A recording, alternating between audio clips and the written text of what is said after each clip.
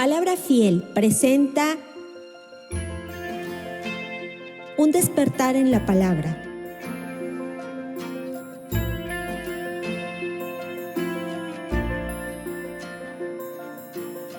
Quiero que vaya abriendo su Biblia en el libro de la primera carta del apóstol Juan, en el capítulo 3. La semana pasada nos quedamos en el versículo 4. Hoy vamos a avanzar, o en el versículo 3, pero hoy vamos a avanzar un poco más para poder entender lo que dice la palabra del Señor.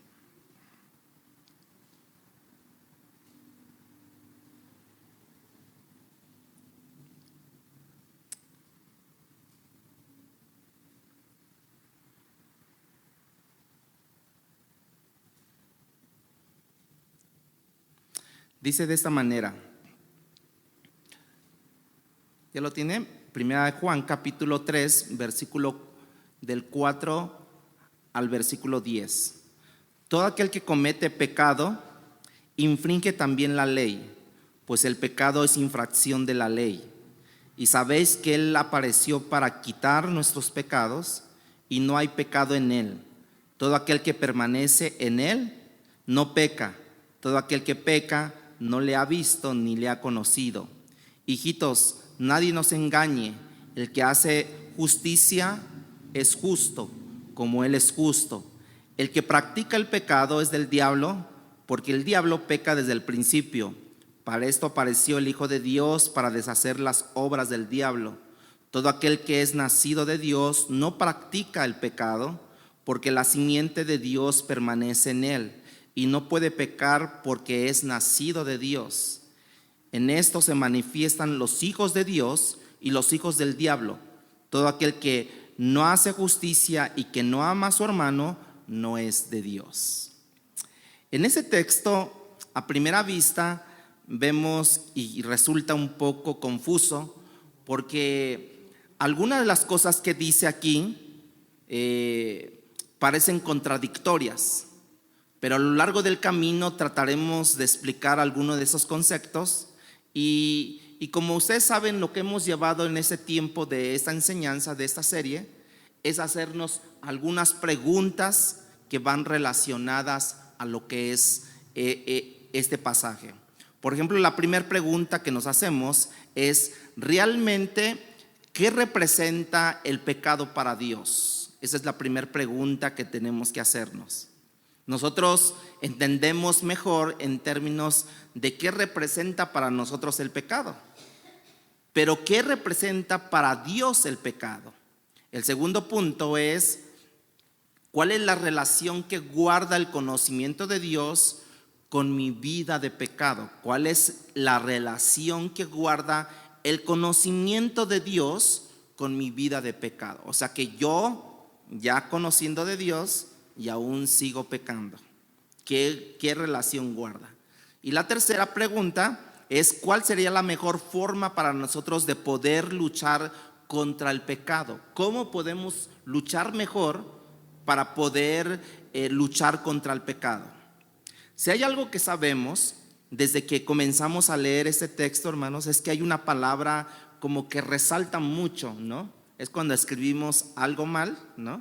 Escribimos y ponemos una letra incorrecta, como que nos salta. No sé si les ha pasado a ustedes, cuando nosotros escribimos y como que te salta esa letra que no debe de aparecer en esa palabra. Bueno, aquí vemos que resalta una palabra y es la práctica, ¿no?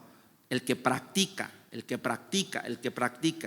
De manera que esta palabra parece que forma un marco de referencia de aquello que Juan quiere decirnos y quiere comunicarnos, y es importante sobre todo cuando comencemos a ver qué tiene que ver con lo que pasa en mi vida de pecado y la no presencia en mi vida del pecado, o sea que no existe cuando yo nazco de nuevo. Juan va a establecer un contraste entre la justicia y la santidad del hombre, o los hijos de Dios con la pecaminosidad del hombre, o la vida de pecado de los hijos del diablo, que así le llama, que todo aquel que comete pecado es hijo del diablo. También Juan nos va a ayudar a ver de manera cómo está tratando de destruir el pecado en nosotros, de manera que Dios está tratando de debilitar el pecado en nosotros hasta finalmente desaparecerlo de nuestra vida. Y decía que la práctica es la palabra clave aquí, y notamos en el versículo 4 cuando Juan comienza usándola: todo aquel que practica o todo aquel que comete, no es la palabra ahí, que es practicar en el pecado. En ese primer versículo la palabra pecado es la palabra, como lo dijimos en la mañana, la palabra amartía en el griego. Fue una palabra que se usó secularmente para referirse al tiro al blanco, una palabra que fue usada, por ejemplo, en la caza de aves, de animales. Cuando le disparaban y erraban del blanco, como que decían: has errado el blanco, no le diste al blanco, ¿no? Entonces, de tal forma que esta palabra amartía en el lenguaje original tiene que ver cuando se refiere a pecado, con no darle al blanco. En este caso, si pudiéramos decir, darle al blanco representaría que haríamos el cumplimiento de la ley de Dios. Cuando nosotros le damos al blanco, entonces estamos cumpliendo la ley de Dios. Y cada uno de nosotros pudiera tratarle de dar a ese blanco, y cada uno de nosotros terminaría encontrando lo que la palabra de Dios revela, y es que nosotros nos hemos quedado cortos de darle al blanco. No sé si a usted le ha pasado, ¿no? Si usted está jugando un juego, ¿no? Y hay que, no sé, darle a ese objeto, usted le quiere dar, pero no le llega porque está en alto. Entonces tiene que tomar impulso para poderle dar, pero nomás no le llega. Entonces tiene que practicar muchas veces para poderle dar a ese lugar, a ese blanco, ¿no? Es como cuando están jugando a la piñata, ¿no? Entonces le vendan los ojos y usted está pegándole, pero nada más no le da. Incluso hasta le hacen la broma de que le ponen un palo, ¿no?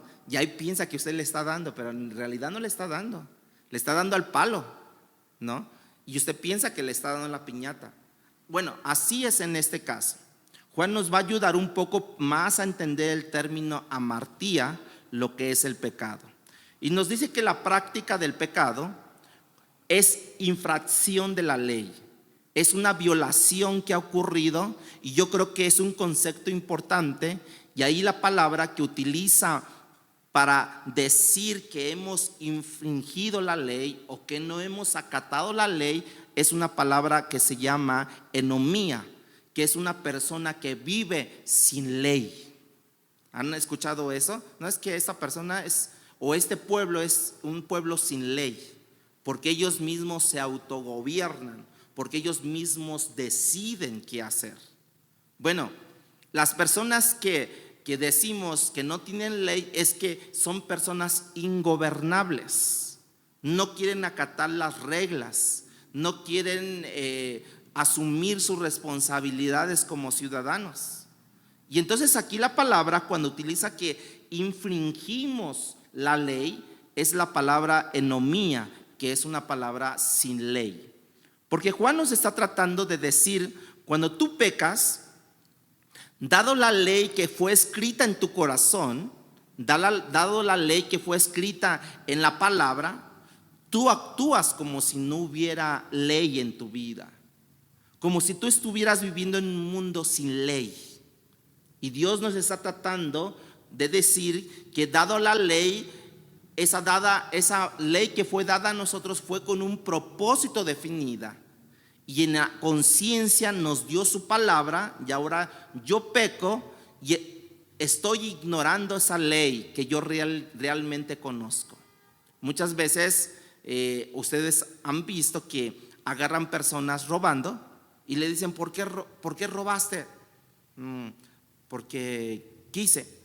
En realidad, mucha gente, yo creo que nadie dice, es que no sabía que era malo robar. Nadie dice eso. Lo que sí dicen es que lo voy a seguir haciendo. O sea, están conscientes que han infringido una ley. Y cuando yo peco, estoy ignorando esa ley que yo realmente conozco. Es una ley que estoy ignorando, que estoy rechazando, que no quiero adaptar esa ley, estoy transgrediendo, y eso no es poca cosa para Dios. Dios toma muy en serio que nosotros estamos infringiendo la ley. Algo que necesitamos entender de una manera mejor es que es tan gravoso y tan odioso el pecado como lo ve Dios. Porque nosotros no solo sabemos y no lo sabemos porque nosotros no lo hacemos porque ignoremos que es malo. Si nosotros, sabiendo que es malo, todavía violamos la ley de Dios y todavía retamos a Dios pensando que Él no nos va a ver lo que estamos haciendo. Voy a tratar de explicar en términos para entender qué tan gravoso es el pecado para con Dios. Por ejemplo, los teólogos hablan de que Dios no puede ser dividido. Dios no puede ser dividido. Y entonces utilizan una palabra que es indivisibilidad. La indivisibilidad de Dios. Lo que implica en términos prácticos es que Dios es una cosa en un momento, Él siempre será en todo tiempo, ¿sí? Él mismo. En otras palabras, si Dios es amor, siempre será amor. Aun cuando Él hable de su ira, aun cuando Él aplique su justicia, Dios siempre será amor. La palabra de Dios dice que Dios es santo y al mismo tiempo Dios es infinito. De manera que Dios en todo el tiempo infinitamente es santo, dada la indivisibilidad de lo que ya hablamos ahorita. Dios no puede ser dividido. Dios es todo. Dios es amor, pero también Dios es justicia. Dios es infinitamente grande, pero también infinitamente eterno, pero también infinitamente amoroso, paciente. Ahora, cuando tú piensas en el pecado, cuando tú transgredes la ley de Dios, tú estás cometiendo una violación contra un Dios que es infinitamente santo, hermano. ¿Cuánto tiempo me tomará, como lo dije en la mañana, pagar una deuda infinita contra un Dios que es infinitamente santo? Entonces diríamos, ¿cuánto tiempo? Una infinidad de tiempo. Y lo decíamos en la mañana, por eso es que es el infierno es para siempre. Porque como no puedes tú pagar, entonces los que no aceptan el sacrificio de Cristo, no aceptan el perdón de Dios, entonces ellos están conscientes que quieren pagar esa deuda y no la terminan de pagar porque es infinitamente impagable. Y entonces por eso se van al infierno. ¿Por qué? Porque el infierno es para siempre. Ahí están pagando, o como dicen por ahí están purgando sus penas. Es que la transgresión de Dios, hermanos, cuando nosotros transgredimos la ley de Dios, pecamos contra Dios. Cuando tú lo haces contra Dios, tu transgresión es infinitamente pecaminosa y toma la infinidad de Dios o la infinidad de mi vida para yo pagar algo infinito, y no podría hacerlo hasta el punto de que lo termino pagando en el infierno, ¿sí? Y nunca sales de allí. ¿Por qué? Porque no lo puedes pagar. Eso nos da una idea de que tanto Dios quiere que yo entienda la gravedad del pecado que se comete contra Él, ¿sí? El pecado es violación de esa ley, es elegir ir de una dirección que Dios me ha señalado y yo desobedecer en rebelión. es vivir de una manera que no importa lo que Dios ha dicho con relación a lo que yo acabo de violar. Y ese es cuando tú le dices a tu hijo: hijo, quiero que vayas por esto. Y nomás ves que no va por eso. Oye, ve por esto. Y él te ignora. Ve por esto. Bueno, ahorita. Y nunca va, y nunca va. Entonces, ¿cómo está esa persona? En rebeldía. ¿Por qué? Porque los otros asuntos le están cautivando su atención para que él no atienda las cosas. Bueno, es así exactamente. Es no creerle a Dios. Es lo que Adán y Eva hicieron. Dios habló, Dios prohibió, no le creyeron, ellos pecaron. Es falta de credibilidad. Es como que Dios ha hablado, pero como que no te creo, Dios, lo que tú dices. Es ignorar a Dios. Y algunos de ustedes, quizás todos nosotros, hemos estado en situaciones donde la persona con quien hablamos nos está ignorando. ¿Se siente bien, hermanos? Y tú sabes lo irritante que eso es. Puede ser tu hijo, puede ser tu esposo, puede ser tu esposa, puede ser tu superior, no importa. Cuando alguien en tu presencia actúa como que te está ignorando, es como que sumamente irritante, ¿sí o no? Te estoy hablando, ¿por qué no me pones atención? Te estoy hablando, ¿por qué no? O sea, te irritas. Bueno, así cuando no obedecemos a Dios, estamos ignorando a Dios. Cuando sabemos que eso es malo y aún así lo hago, ¿qué estamos diciéndole a Dios? No te creo, no, te ignoro, paso por alto, no te quiero ver. Y yo cometo ese pecado contra Dios. Bueno, eso es más o menos lo que el pecado representa para Dios, porque es ignorar su revelación. Y nosotros los cometemos, pero conociendo que estamos violando a Dios, lo que Dios ya nos ha revelado, y violamos, a pesar de eso, violamos la ley de Dios. De manera que ahora el pecado se convierte en un rechazo, en una negación de la palabra de Dios. ¿Cuántos de ustedes o cuántos no han pecado sabiendo que es pecado? Y aún así que Dios lo ha revelado en sus corazones, en sus mentes, y aún así han pecado. Eso nos ayuda a lo que Juan nos está diciendo de por qué el que es nacido de Dios, dice, no permanece en la práctica del pecado. La segunda pregunta que nos hicimos es: ¿cuál es la relación que guarda el conocimiento de Dios con mi vida de pecado? ¿Cuál es la relación? Dios nos dio su ley para proteger lo que Dios es, lo que Dios hace, lo que Dios representa. Como cuando Dios baja y desciende al Sinaí y le dice a Moisés: ¿sabes qué, Moisés? Pon algo alrededor del monte para que el pueblo no traspase y no termine muriendo. Dios le dijo a Moisés: este monte donde yo he descendido es santo, y donde yo estoy es santo, y si traspasa el pueblo a este lugar, ellos van a morir porque no van a resistir mi santidad. Por eso cuando Moisés bajó del monte, dice que su rostro resplandecía, y muchos le dijeron: Moisés, tápate la cara. ¿Pero por qué? Porque estás resplandeciendo mucho y no nos dejas ver. Es como si le pusieran una lámpara a usted ahí. Y entonces, ¿qué es lo que hace usted? No puedo ver, y cierra los ojos porque no puede ver por la luz brillante que penetra a sus ojos. Bueno, por eso es cuando Dios revela su ley, es para protegernos, proteger lo que Dios es, proteger lo que Dios hace y lo que Dios representa. Hay algo que Dios está protegiendo cuando Él legisla, y eso es exactamente lo que Dios está tratando de hacer con Adán.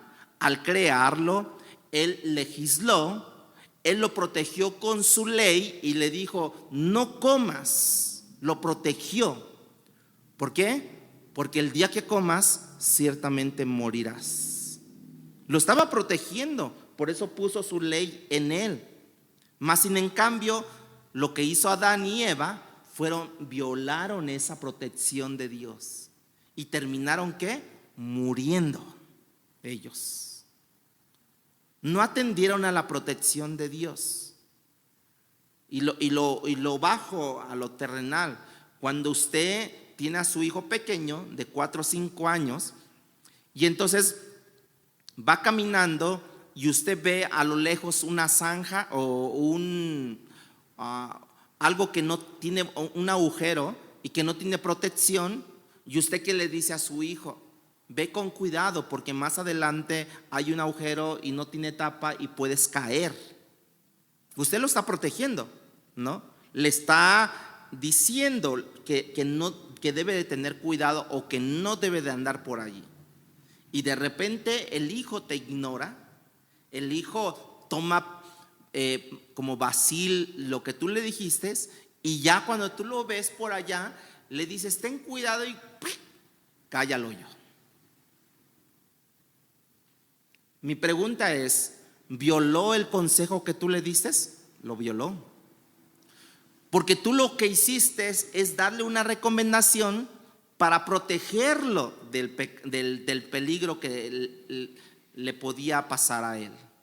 Y ese niño no atendió el consejo, y cuando usted ya le dijo la última, ten cuidado, ya ni lo alcanzó a escuchar y cayó. De manera que la ley de Dios es protectora. Lo que Dios hace, lo que Dios es, y es protectora en nosotros para que nosotros caminemos bajo la protección de Dios. Por eso el Salmo 121 dice: yo habitaré bajo las alas del Altísimo, las alas, ¿no? La sombra de las alas, allí estaré. De hecho, es la razón por la que Santiago llama a la ley de Dios la ley de la libertad. La ley que tú sigues, si tú la obedeces, si tú te sometes a ella, te va a traer libertad esa ley. De aquello que mora en ti y que es pecaminoso y que en un momento dado es destructivo a tu vida, porque es una de las cosas que el pecado hace, hermanos. El pecado autodestructivo, autodestruye en nuestras vidas. La ley del pecado es todo lo contrario de la ley de la libertad. Es la ley que te esclaviza, la ley del pecado. Te esclaviza en tus pasiones, te esclaviza en tus celos, te esclaviza en tus envidias, en tu orgullo, en tus miedos, en tu inseguridad. Eso es lo que hace el pecado, que te esclaviza en todo eso. Y muchas veces nosotros no entendemos el por qué estamos así nosotros. Es que está el pecado en tu vida y por eso te está esclavizando, por eso eres celoso, por eso eres no puedes estar en las noches solas porque te da miedo, ¿no? No puedes hablar de cosas raras en la noche porque te da miedo, ¿no? Porque hay una inseguridad en nuestras vidas. Bueno, la ley de Dios, que es la ley de la libertad de todo eso, y nos quiere precisamente dar esa ley que al final, por ejemplo, en el pueblo de Israel, en el desierto, al final de los 40 años, reflexionando, Moisés les dijo a ellos en Deuteronomio capítulo 10, versículo 13, les dijo: los preceptos de Dios que nos fueron dados fueron para nuestro bien. Los preceptos de Jehová que Él nos ha dado, su ley que Él nos ha dado, fue para nuestro bien. ¿Cuándo lo entendieron? 40 años después. Muchos murieron sin acatar la ley de Dios. Y esa es la ley que Dios quiere que yo conozca. Es el beneficio, como el salmista llegó a conocer cuando dice: oh, cuánto amo tu ley, Dios. Me deleito en tu ley. Cuando usted estudia la Biblia, cuando usted lee la Biblia, deleítese en la palabra de Dios. ¿Sí le ha pasado o no le ha pasado? Y yo le aseguro que muchos nomás leen por leer. Pero cuando nosotros nos deleitamos al escuchar la palabra de Dios, nosotros podemos entender lo que Dios quiere. Pero además que entendemos, amamos su palabra. Por eso el salmista decía: oh, cuánto amo tu ley, Dios. Es como el salmista que ama la ley de Dios. Él llegó a conocer ese beneficio, llegó a conocer la protección, el cuidado, el propósito por el cual fue dada esa ley a su vida. Y sin embargo, hermanos, muchos hijos de Dios muchas veces encuentran la ley de Dios pesada, gravosa. De que Juan nos dice que sus mandamientos no son gravosos, pero mucha gente cristiana, hijos de Dios, las encuentran gravosas. ¿Leíste la Biblia? Ay, no, es que me aburre. ¿Leíste la Biblia? Ay, no, es que la estaba leyendo y me quedé dormido. Sí, pues porque no te cuenta chismes, ¿no? Como el TV Notas o estas cosas. Porque nos cuentan todo eso. Ya viste que quién sabe qué fulanito se fue con aquella, que quién sabe qué, que quién sabe qué. Ya, eso te despierta. Pero cuando la ley de Dios empieza a ver tu vida, entonces no, eso te aburre, te cansa, no me dio tiempo. Bueno, muchas hasta se meten las revistas en los baños. ¿Por qué? Porque no quieren desperdiciar ningún momento ningún momento, y quieren aprovechar todo el tiempo. ¿Sí o no? Van a una cita médica y entonces les lleva tiempo esperar su ficha, y entonces mientras están viendo revistas, están viendo el celular, qué es lo que dice, qué es lo que hace, qué es lo que nuevo que viene. ¿Usted ha visto en las filas que usted ha hecho en las consultas médicas, usted ha visto gente leyendo la Biblia? ¿Y por qué usted no la lee? ¿Sí me entiende? Por eso decía el salmista: oh, cuánto amo tu ley. Y no está allí esperando que la ley baje y le revele y le dé unas cachetadas ahí. No. Sino simplemente es que yo me deleite en él, ¿no? Yo me deleite. Pero la verdad, hermanos, nosotros lo que nos falta es como que enamorarnos de esa ley de Dios. Nos falta enamorarnos.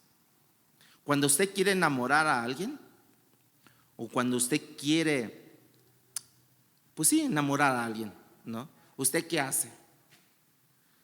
Porque ahora ya también enamoran las mujeres. Antes se daba que nada más los hombres, pero ahora también las mujeres se enamoran. ¿Cómo enamoran? A lo mejor diciéndole palabras, a lo mejor no, si sabe cocinar, ¿no? Y le dice: ¿sabes qué? Te hice un postre. Es todavía su amigo. ¿Cómo ves, Juanito? Te hice un postre, mira. Y tú dices: ¡guau! Sabe bien rico. Y lo estás enamorando. Hermanos, uno provoca la enamoración, ¿no? Y entonces uno accede a la enamoración. Bueno, la palabra de Dios se ha revelado a nosotros y Dios nos enamora porque dice que Dios es amor, porque de tal manera amó Dios al mundo. Pero si nosotros no nos dejamos enamorar, hermanos, entonces nosotros decimos: no, sabe insípida tu comida. No me gustó tu, ¿cómo se llama? Tu postre que me hiciste. Tuviste buena intención, pero no. Jamás decimos eso. Sino, si te cae bien esa persona, créeme que aunque no te dé postre, no te haga bien de comer, no te haga nada, no te invite nada y demás, tú estás allí permitiendo ser enamorada de esa persona. Entonces, así es esto, hermanos. Mira, mientras más pesada, más gravosa resulta la ley de Dios para mí, más yo descubro que hay pecado en mi persona. Si la palabra de Dios no me está enamorando, quiere decir que yo tengo mi corazón desviado y estoy pecando contra Dios. Es, por ejemplo, una persona que quiere enamorar a otra persona, pero sabe que esa persona como que le llama la atención a otra persona. Entonces tú llegas, los hombres, y llegas con unas flores y le dices: Margarita, te regalo estas flores, ¿no? Ah, muchas gracias. Y tratas de esconderla tú, ¿no? Tratas de esconderla, que nadie la vea, ¿no? ¿Por qué? Porque tu pensamiento está dirigido hacia otra persona. Y entonces tú dices: es que si me ve Pedrito que yo recibo flores de Juanito, entonces voy a tener problemas yo. Mejor las escondo. Ya vas caminando, ya sea que se las des a una amiga o las tires, porque quieres que Juanito o Pedrito te vea sin las flores, porque tú estás esperando que él tome un paso de enamoramiento hacia tu vida. ¿Sí me di a entender con esto? Bueno, muchas veces nosotros eso, cuando nosotros no amamos la ley de Dios, damos por evidencia de que hay pecado en nuestra vida, en nuestra persona, que no nos permite enamorarnos de la palabra de Dios. Usted, cuando ore al Señor antes de leer la Biblia, usted debe de decirle: Señor, enamórame con tu palabra. Que sean dulces, que sean más dulces que la miel tu palabra a mi paladar, Señor. Que cada vez que yo lea tu palabra me vaya enamorando de tu palabra. Y va a ver que va a resultar. No es magia esto, hermanos. Es una decisión. Es una decisión. No es de que, como dicen por ahí, no, es que me tiene amarrado tal persona. ¿Cómo le llaman eso? ¿No? Sí, ¿no? Como que te tiene amarrado otra persona y por eso no te libera y que quién sabe qué. No, esto no es magia, hermano. Esto es un enamoramiento, pero porque yo también necesito, porque dice la Biblia que eres nacido de nuevo. Entonces, si tú eres nacido de nuevo, si es que eres nacido de nuevo, entonces te va a llamar la atención y te va a enamorar de quien tú has nacido de nuevo. Si tú no has nacido de nuevo, pues lógicamente no te va a enamorar lo de la otra persona, porque tú no eres nacido de la otra persona. Versículo 6 dice, de primera de Juan capítulo 3, versículo 6: todo aquel que permanece en él no peca. Todo aquel que peca no le ha visto ni le ha conocido. Si tomamos el texto tal como está allí, entonces todos tenemos grandes problemas, hermanos. Porque si tú eres nacido de nuevo, si tú eres cristiano, tú no pecas. Pero sin embargo, hay traducciones más recientes que nos ayudan a entender dónde está el problema. Por ejemplo, en la nueva versión internacional simplificada, dice: todo el que es amigo de Jesucristo no sigue pecando. Todo el que vive en pecado no la ha visto ni le ha conocido. Juan no dice que el cristiano ya no peca. Escuchen esto. Juan no dice que el cristiano ya no peca, porque en el capítulo 1 de primera de Juan, versículo 8, dice que si decimos que no tenemos pecado o que no hay pecado en nosotros, entonces estamos mintiendo nosotros. De manera que lo que nos está diciendo aquí Juan en el versículo 6 de capítulo 3 no es que no haya en nosotros el pecado original, sino que nosotros no continuemos pecando. Y si nosotros continuamos pecando, es una evidencia de que yo no estoy con Cristo, que yo no he nacido de nuevo. Cuando yo dejo de pecar voluntariamente, entonces yo estoy dando evidencias de que yo he nacido de nuevo. Supongamos que se trata de tomar algo, ¿no? Y aquí se dejó un celular, supongamos aquí, ¿no? O en su casa se dejó un celular. De repente entra un amigo de su hijo o de su hija y extrae ese celular. Y entonces él sabe que ese celular no le pertenece. Él sabe que ese celular es de otra persona, pero aún así lo toma. Está consciente. Cuando usted se aparece en escena, usted dice: oiga, aquí dejé un celular, ¿dónde está? No sé dónde está. La otra persona que lo agarró ya no está allí, se lo llevó. Pero ¿qué creen? Lo de la la modernidad de hoy, hay cámaras en la casa y vemos quién tomó el celular. Entonces nosotros vemos que arbitrariamente una persona ajena de la casa, amigo de mi hijo, de mi hija, extrajo un objeto que no le pertenecía a él. Bueno, muchas veces nosotros, hermanos, con nuestros pecados evidenciamos que no somos hijos de Dios. Cuando nosotros cometemos una infracción de la ley, llámese cual sea, llámese de la ley cual sea, entonces nos estamos infringiendo, entonces damos por hecho de que no somos hijos de Dios. Y Juan está estableciendo una relación entre el conocimiento de Dios y la práctica de pecado. Es una relación que se mantiene aún después de nacido de nuevo. Aún después de que naces tú de nuevo, la realidad es que cuando tú no conoces a Dios lo suficiente, la práctica del pecado en tu vida es más frecuente, y cuando tú no has visto a Dios, sucede eso, que cometes el pecado. Porque tú desconoces quién es Dios y cómo Él entiende el pecado. Y cuando tú no entiendes eso, entonces tú infringes la ley de Dios, pecas contra Dios. Si hay algo que nosotros sabemos en la palabra de Dios, es que Dios insiste en la necesidad de que yo pueda conocerle a Él, de que yo esté con Él. Dice la Biblia que no se gloríe el sabio por su sabiduría, de que no se gloríe el rico por sus riquezas, ni el poderoso por su poder, sino el que se vaya a gloriar, se gloríe en esto, que me conozca a mí, decía Pablo. En esto se tiene que gloriar, que me conozca a mí. Cuando el pueblo no le conoció, terminó siendo destruido. Dios dice a través del profeta Oseas: mi pueblo perece por falta de conocimiento. ¿De quién soy yo o qué represento yo para este pueblo?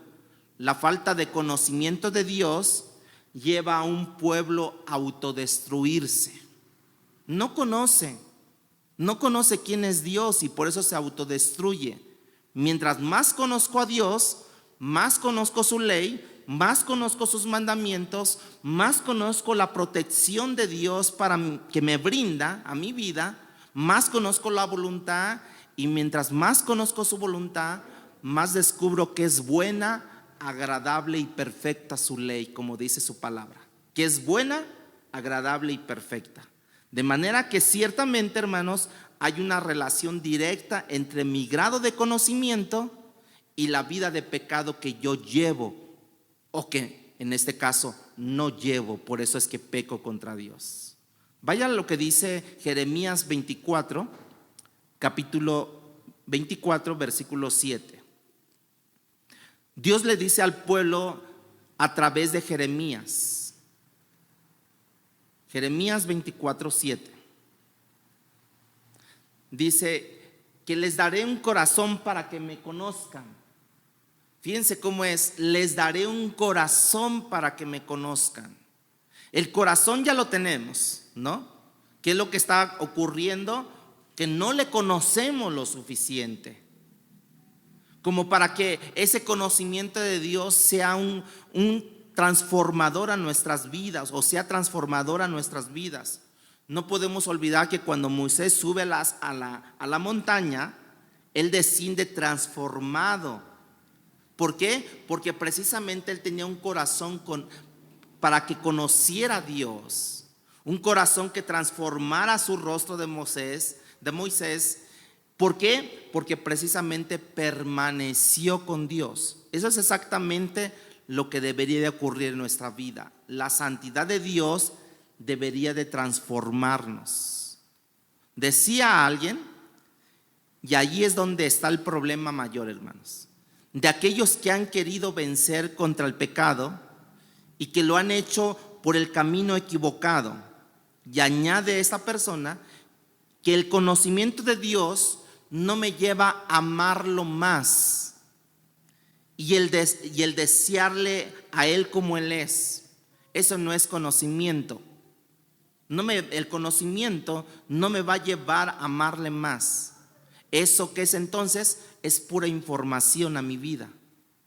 Y lo que me va a llevar precisamente a que yo pueda conocer más a Dios es como permanecer en Él.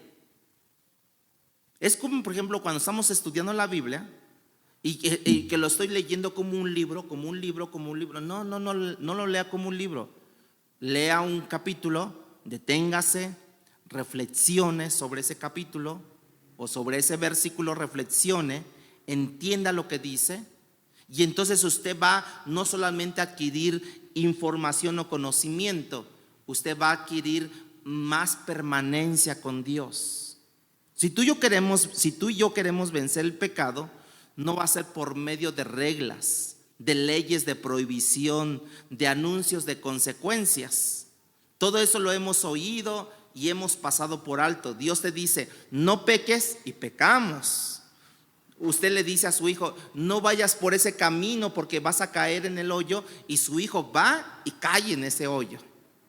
No vamos a vencer el pecado por medio de las prohibiciones o de anuncios de consecuencias, porque eso lo hemos oído, lo hemos conocido, todavía no hemos evitado el pecar de esa manera, hermanos. Nota cuál es el requisito de acuerdo a lo que Juan nos revela en ese texto: el que permanece en Él, y ese es el detalle allí, no peca. Ya explicamos que el permanecer en Él, el que no continúa pecando contra Dios. Pero nosotros debemos de entender que el permanecer ahí aparece como un requisito y nos habla de vivir, de morar, de residir. Dice, hay un dicho que dice, ¿no? ¿Quieres conocer a Andrés? Vive con él un mes, ¿no? Dice, ¿quieres conocer perfectamente? Entonces tienes que vivir, tienes que morar, tienes que residir con Dios para poderlo conocer, permanecer en Él. Y muchas veces ocurre con nosotros en nuestra relación con el resto de las vidas. Por ejemplo, entramos a trabajar a las 8 de la mañana, checamos tarjeta, salimos por la tarde, checamos la tarjeta y ya no estamos en el trabajo. Bueno, venimos a la iglesia por 2 horas, checamos tarjeta, estamos aquí en la iglesia, salimos, checamos tarjeta y ya no estamos más con Dios. Dejamos la Biblia allí y para el próximo domingo que nos toca ir, volvemos a agarrar la Biblia, volvemos a checar tarjeta y volvemos a salir, checamos tarjeta y nos olvidamos de Dios. Y yo no puedo permanecer así con Dios. Y todo el que permanece con Él, o más bien todo aquel que no permanece con Él, continúa pecando. Y Juan nos dice, el que permanece en Dios no continúa pecando. No estoy diciendo que no tenemos altas y bajas, pero tampoco creo que sea difícil por lo que Juan dice, que es que nosotros agravamos los problemas, hermanos. Nosotros complicamos la ecuación de la permanencia con Dios. Y la verdad, no se concibe una vida compleja en Dios, porque no creo que Dios, que me ama, que murió por mí, crea una vida tan compleja que solamente mentes privilegiadas puedan vivirla, hermanos. Nuestro pecado es quien vuelve compleja, la vuelve complicada mis relaciones ¿no? Con las demás personas. Nosotros somos individuos complejos, complicados, pero ¿saben por qué? Por el pecado que todavía hay en nosotros. ¿Por qué no vivimos en paz? ¿Por qué, como dicen, juntos pero no revueltos? ¿Por qué vives en una casa que dices, no, este parece una casa, un infierno aquí? ¿Por qué? Porque precisamente nosotros, si somos complejos, somos complicados, precisamente porque hay evidencia de pecado en nuestras vidas. Y esto no corresponde a una persona nueva, nacida de nueva, cosas que tienen muchos atractivos, que no desea aquellos que puedan gozar de esa victoria. En el versículo 7 dice, el que hace justicia, dice Juan, la justicia aquí es sinónimo de santidad, hermanos. Juan no dice el que va a la iglesia y se comporta solamente allí es santo. El que practica la santidad, dice, allí está la palabra clave, y el que hace practicar la santidad, el que hace la justicia, el que hace la santidad, el que provoca la santidad. Entonces eso es lo que Dios nos está diciendo. Y en el versículo 8 dice que en aquellos que no practican la justicia son del diablo. Aquellos que hacen pecado son del diablo. Y la palabra de Dios, hay dos grupos de personas: hijos de Dios, hijos del diablo. No hay hijos de nada, no hay hijos de lo neutral. Y Juan establece aquí que los hijos del diablo no está diciendo que los engendró el diablo, que les dio vida al diablo. No, sino que son practicantes de los pecados, y por eso les llama Juan como hijos del diablo. Está hablando a ese grupo que tiene su voluntad esclavizada de pecado, hasta el punto que lo único que hace es que hace la voluntad del enemigo. Por eso Pablo le decía a Timoteo en 2:26, segunda de Timoteo 2:26, y escapen del lazo del diablo, que están cautivos a voluntad de él. Que escapen del lazo del diablo. Esos son los hijos del diablo. Entonces los hijos de Dios, entonces Cristo ha venido y ha roto el poder de ellos, del pecado, para ser precisamente hijos de Él. Él ha podido convertirlos en hijos de luz para poder caminar precisamente en lo que dice que la justicia, que es la santidad de Dios. Dice que para esto apareció el Hijo de Dios, para deshacer las obras del diablo, hermanos. ¿Sí? Dice versículo 9: todo aquel que es nacido de Dios no practica el pecado, porque la simiente de Dios permanece en él y no puede pecar, porque es nacido de Dios. Porque la simiente de Dios, ¿qué es la simiente de Dios? El Espíritu Santo en nuestras vidas, que nos hace que no pequemos contra Dios. El nacer de nuevo precisamente me ha llevado a que yo tenga esa simiente de Dios, que es el Espíritu Santo, y esa simiente de Dios me va a llevar precisamente a yo vivir una vida santa. No es que yo sea santo, que me den mis golpes de pecho, santo, no, sino simplemente voy a evitar pecar contra Dios. Voy a evitar, que tenga un resbalón, pues sí, pero no sea de continuo ese resbalón, que yo no lo haga al propósito. Usted a lo mejor de niño recuerda, que que estaba lloviendo, y usted se metía al agua y brincaba, y brincaba, le gustaba, de una manera así voluntaria, o por lo menos yo era así, o yo soy anormal, no sé, a lo mejor soy de otro planeta, pero yo brincaba sobre los charcos, me gustaba cómo saltaba el agua, y entonces yo lo hacía de una manera liberal. Pero ahora pregúntenme si ahora yo lo hago.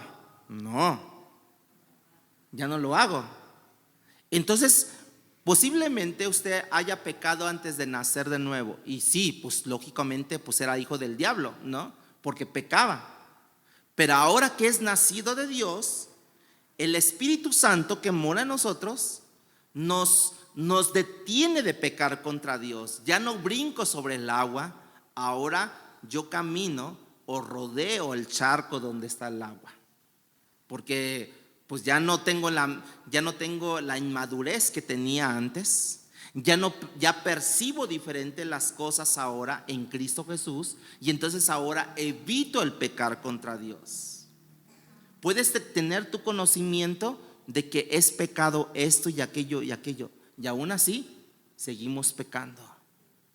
Y Dios y Juan establece, bueno, si sigues pecando es porque no has conocido a Dios, y si no has conocido a Dios es porque no has nacido de nuevo, y si no has nacido de nuevo es porque no ha habido gracia en tu vida. para poder entender este sistema, ¿sí? La pregunta 3: ¿cuál sería la mejor forma para nosotros de poder luchar contra ese pecado? Jamás yo podré tener victoria sobre el pecado simplemente apartándome del pecado. Escuchen esto bien, hermanos. Yo jamás podré tener victoria sobre el pecado simplemente apartándome del pecado. Yo tengo que acercarme a Dios y a su palabra vía intimidad, vía oración y adoración a Dios. Cuando eso no está ocurriendo, hermanos, simplemente no es porque yo no es porque yo me haya apartado del mundo como un buen moralista. Yo ya no peco y pues ya, no. Eventualmente yo terminaré otra vez en el mundo pecando, hermanos. O sea, vean, no solamente yo voy a ganar simplemente apartándome del pecado, sino es acercándome a Dios. Es como yo voy a vencer el pecado. Es como yo voy a vencer todo lo que yo transgredo de ley con Dios. ¿Sí me di a entender? Porque usted dice, no, ya no peco. ¿Por qué ya no pecas? Porque ya no me acerco al pecado. Yo ya me retiré del pecado. Supongamos que yo estoy bebiendo, ¿no? Y me gusta mucho beber a mí. Y yo digo, no, eso le falta a Dios, es pecado contra Dios. Y entonces yo digo, no, bueno, ya no voy a beber, ya no voy a comprar, ¿no? Ya no voy a comprar el licor. Pero si me invitan, la recibo. ¿Sí me doy a entender? Si me invitan, yo recibo ese licor o esa bebida. ¿Así vamos a vencer el pecado? No, hermanos. Yo no compro ya licor, pero ahora yo me acerco más con Él, permanezco en Él, y entonces eso es lo que me va a dar victoria en Cristo Jesús. Que yo permanezca en Él. No solamente que me aparte del pecado, sino que permanezca en Él, es cuando yo voy a vencer todo esto. Cuando conozcamos a Dios de esa manera, en la lucha contra el pecado, los deseos, las ofertas, las tentaciones dejan de ser tentaciones, porque yo he conocido y he experimentado algo más grande que el pecado, hermanos, y que es Cristo Jesús. El mundo te tratará de seducir y tú dirás, ajá, ¿sí? Tú necesitas experiencias con Dios para que esas experiencias con Dios no te deslumbre lo que el mundo te está ofreciendo a ti. Necesitas a ese Dios. Entonces ese Dios fue a la cruz en la persona de su Hijo. Cuando tú le contemplas su amor para contigo, nos damos cuenta que realmente Él vino a deshacer las obras del diablo. Él vino para mi beneficio y Él murió por mí. Dice la Biblia, el que no practica la justicia no es de Dios, como tampoco aquel que no ama a su hermano. Debemos de amar a nuestro hermano. ¿Para qué? Para que se cumpla esto. El amor por el hermano es una de las evidencias de que ciertamente yo he nacido de nuevo, porque la simiente de Dios está en mí y está en el otro hermano. Quizás, por ejemplo, alguien va a escuchar esta grabación, o alguien que está aquí va a decir, bueno, tú me has dicho de conocer a Dios, pero hay alguien que ha nacido tal vez aquí recientemente de nuevo en Cristo Jesús, y tal vez usted no entenderá el amor de Dios. Tal vez usted no entenderá cómo se maneja esto, la vida cristiana. ¿Por qué? Porque le han presentado la vida cristiana de sacrificios, le han presentado la vida cristiana como un esfuerzo, como un dolor, como dominio propio, y no es fácil, te lo dicen así. Por eso es que yo sigo pecando, porque no es fácil. Por eso es que yo sigo haciendo cosas o transgredo la ley de Dios, porque no es fácil. Y es como dos vidas distintas, ¿sí o no? Pero les voy a ilustrar, y con eso termino. Les voy a ilustrar. Es como un señor que tiene un campo y él siembra manzanas. Y un día, ya que tiene manzanas, le dice, ve que su vecino viene y le dice, vecino, quisiera tomar jugo de manzana. Y el vecino le dijo, no tengo tiempo, después vengo, ¿no?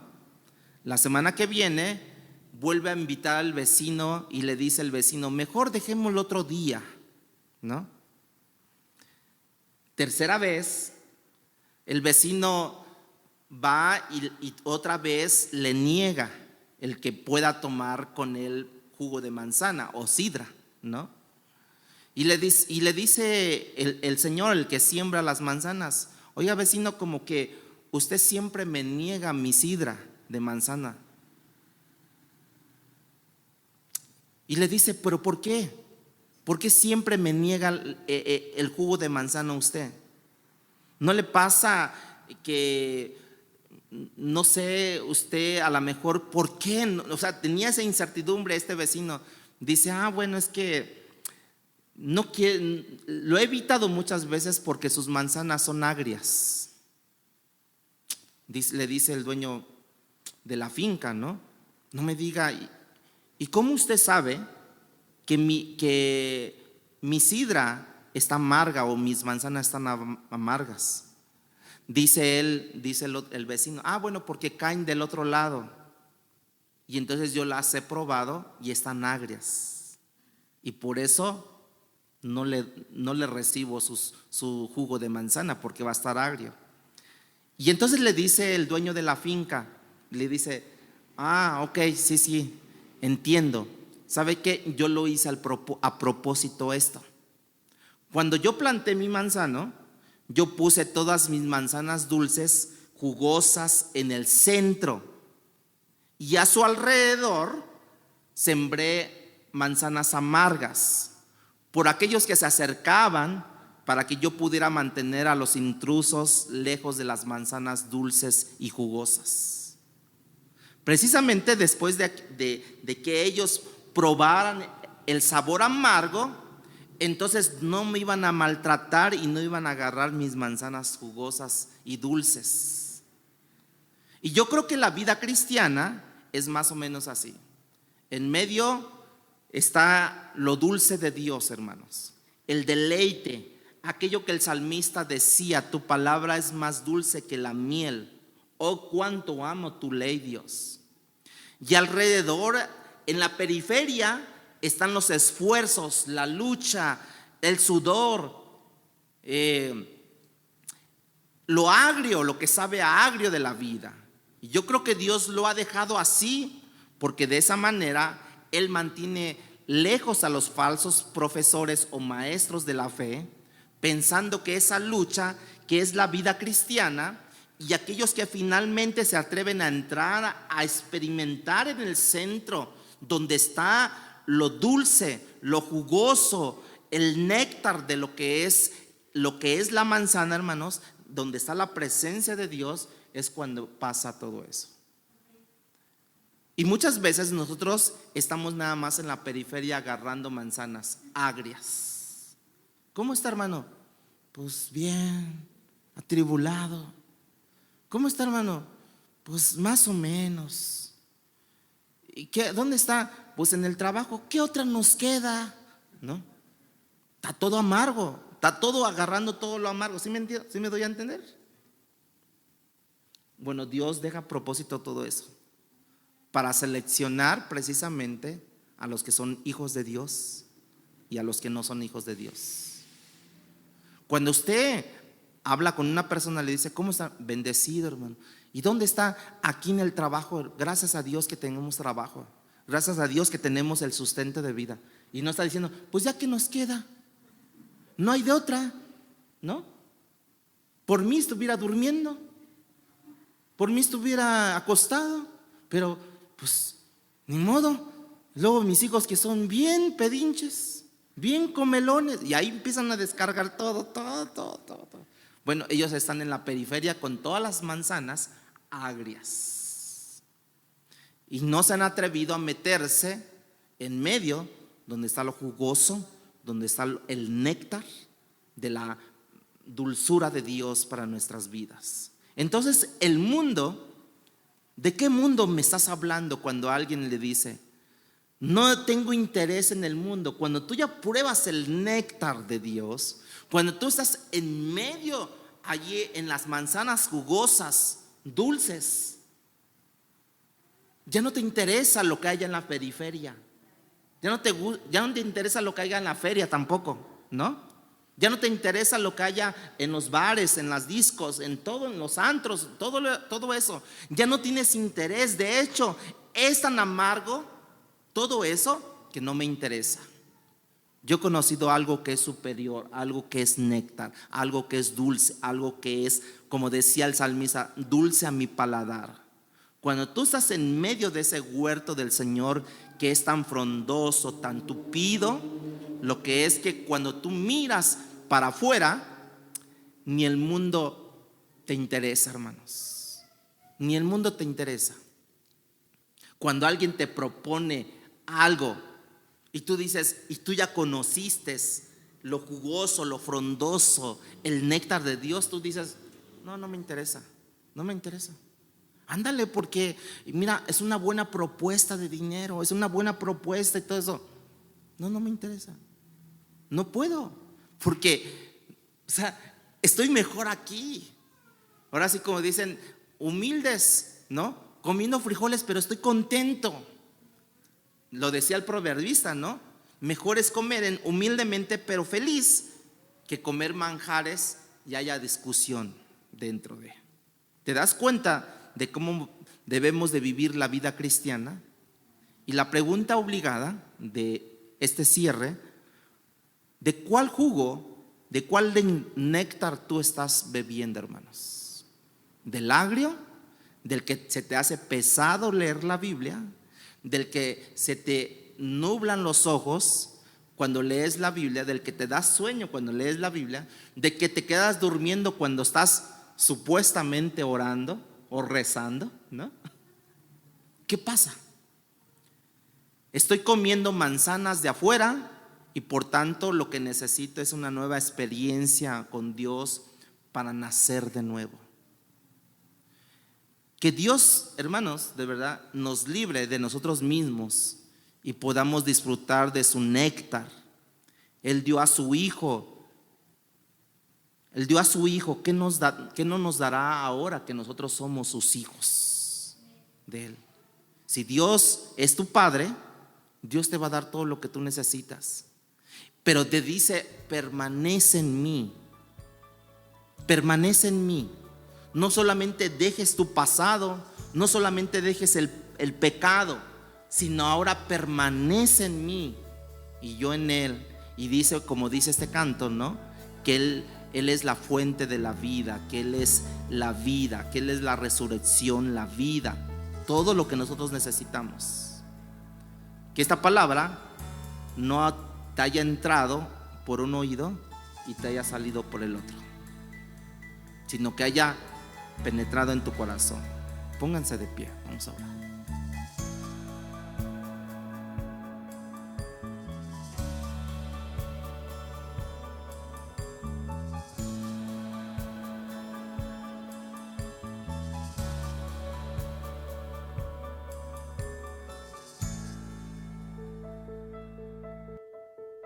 Palabra Fiel presentó Un despertar en la palabra.